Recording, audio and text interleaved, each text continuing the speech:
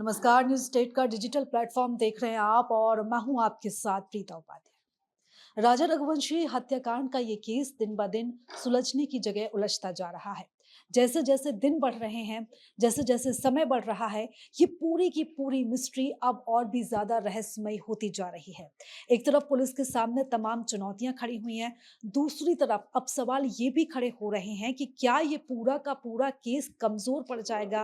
क्या सोनम और राज भी अपने बयानों से मुकर जाएंगे? और अगर वो जज के सामने अपने बयानों से मुकरते हैं तो उसके बाद इस पूरे मामले में क्या कुछ नए एंगल सामने आएंगे? ये तमाम सवाल इसलिए खड़े हो रहे हैं क्योंकि इस पूरे मामले में जो तीन मुख्य आरोपी थे, विशाल, आनंद और आकाश, इनमें से आनंद और आकाश ने जज के सामने अपना बयान पलट दिया है। यानी कि जब इनकी गवाही हुई थी, जब इनकी पेशी हुई थी, तो इन्होंने जज के सामने कुछ दूसरे तरीके का बयान दे दिया। इन्होंने पुलिस से कुछ दूसरा बयान दिया था, लेकिन जब इनसे पूछा गया जज के सामने, जब इनसे सवाल जवाब किए गए, तो इन्होंने पूरा का पूरा बयान ही पलट दिया।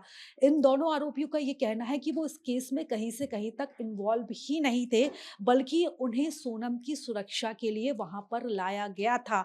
उन्हें इस पूरे मामले की कोई जानकारी नहीं थी और जिस तरीके का ये बयान दिया गया है आनंद और आकाश की तरफ से, उसके बाद ये गुत्थी एक बार फिर से उलझ चुकी है। दरअसल इस पूरे मामले की अगर हम अब तक की अपडेट की बात करें तो शिलोंग पुलिस इंदौर गई हुई थी। वहां पर सोनम के परिवार से मुलाकात की, उनके परिजनों से पूछताछ की गई।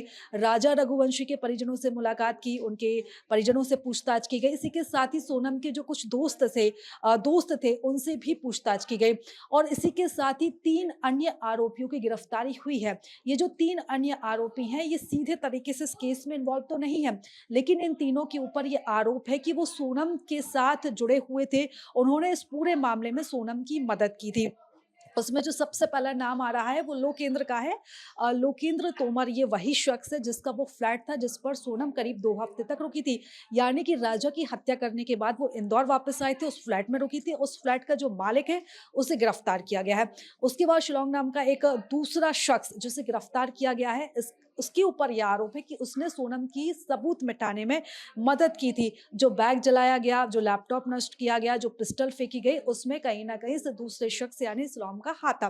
तीसरा जो शख्स है जिसको गिरफ्तार किया गया है वो है उस गार्ड जो उस बिल्डिंग में काम करता था।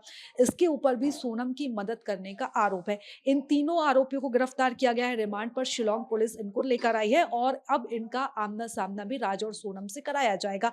इसी के साथ ही इस पूरे मामले में अब एंट्री हुई है एक पिस्टल की भी। दरअसल इंदौर के एक नाले से एक पिस्टल बरामद की गई है और अब इसके साथ ही एक नया एंगल अब ये सामने आया है कि क्या प्लान ए के साथ प्लान बी भी तैयार था।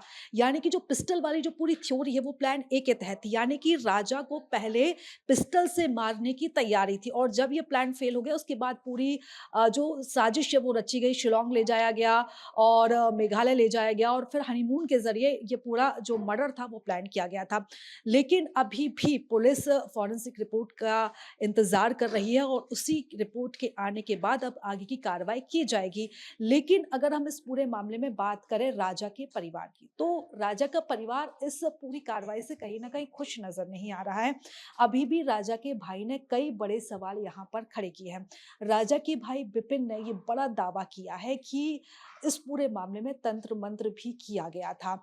उन्होंने एक किस्सा भी बताया कि शादी के बाद जब राजा और सोनम उज्जैन गए थे, वहाँ से एक गुड़िया लेकर आए थे और उस गुड़िया को घर पर रखा गया था। इस तरह की एक जो बात है वो राजा के भाई ने की है। यानी कि ये भी एक बड़ा जो दावा है वो किया गया है राजा के भाई विपिन ने। विपिन का ये कहना है कि जो राजा है उसके ऊपर तंत्र मंत्र के ज़रिए सोनम ने उसे काबू में कर लिया था, उसे वश में कर लिया था। इसलिए सोनम जो कहती थी राजा वही करता था। ये बड़ा दावा यहाँ पर किया जा रहा है राजा के भाई की तरफ से। यानी कि तंत्र मंत्र की एंट्री हो चुकी है। इसी के साथ ही अब एक ड्रग का एंगल भी सामने आया है। ये आरोप हैं, ये दावे हैं परिवार की तरफ से कि राज तो ड्रग्स लेता ही था, वो तो नशा करता ही था। लेकिन इसी के साथ-साथ सोनम भी इन सब में इन्वॉल्व थी। वो भी राज के साथ कहीं न कहीं ड्रग्स लेती थी। इसकी जाँच की माँग भी की जा रही है कि क्या वो दोनों ड्रग्स लेते थे या नहीं? ये तमाम दावे परिवार की तरफ से हैं। तो एक तरफ से तंत्र-मंत्र का ये पूरा एंगल सामने आया है। इसी के साथ ही अब ड्रग्स की भी एंट्री हो चुकी है कि दोनों जो आरोपी हैं सोनम और राज वो ड्रग्स लेते थे। इसी के साथ-साथ अब इस पूरे मामले में पिस्टल की जो एक कहानी है वो भी एक निकल कर सामने आई। हालाँकि इस पूरे मामले में अभी जाँच की जा रही है। वहीं इस पूरे मामले की अगर बात की जाए तो लव ट्रायंगल से जुड़ा हुआ ये पूरा मामला है। लेकिन जिस तरीके से पूरी गुत्थी उलझी हुई है और जिस तरीके से जाँच ये की जा रही है, उससे ये तो साफ़ हो गया है कि सिर्फ़ ये जो पूरी साज़िश रची गई थी, ये जो पूरा मर्डर किया गया था, ये सिर्फ़ लव ट्रायंगल नहीं है। इसमें कोई और भी रहस्य हो सकता है। हालाँकि सोनम की जो चुप्पी है, वो अभी भी कई बड़े सवाल खड़े कर रही है। पुलिस का ये दावा है, शिलांग पुलिस का ये कहना है कि दोनों आरोपी राज और सोनम ये कबूल कर चुके हैं कि वो दोनों एक-दूसरे के प्रेम में थे, वो दोनों एक-दूसरे से प्रेम करते थे और उन्होंने इस पूरी बात को स्वीकारा है। इस पूरी हत्या की प्लानिंग उनकी तरफ से की गई थी, इसको सुलझाया है इसको उन्होंने स्वीकारा है। लेकिन इसके बाद भी अभी भी कई चुनौतियाँ हैं और अभी भी कई बड़े सवाल हैं जिनका खुलासा होना बाकी है।